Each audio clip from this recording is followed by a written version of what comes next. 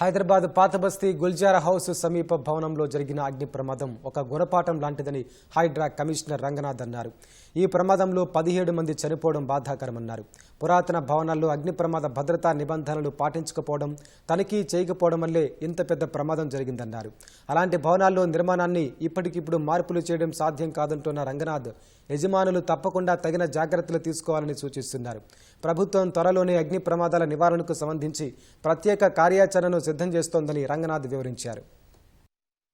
పాత యాక్సిడెంట్స్ అన్నింటిని కూడా తీసి ఎక్కడ యాక్సిడెంట్స్ అవుతున్నాయి, ఎందుకు దాని కారణాలు అనేది మనం లోతుగా వాటిని విశ్లేషణ చేసి మనం దాన్ని స్టడీ చేసిన తర్వాత దానికి సొల్యూషన్ కూడా మనం చట్టంలో సవరణలు చేయడం అనేది. బట్ పాత బిల్డింగ్స్ కొన్ని లక్షల బిల్డింగ్స్ ఉన్నాయి, దాని మీద కూడా తప్పకుండా మేము ప్రభుత్వం నుంచి డైరెక్షన్స్ తీసుకుంటాం.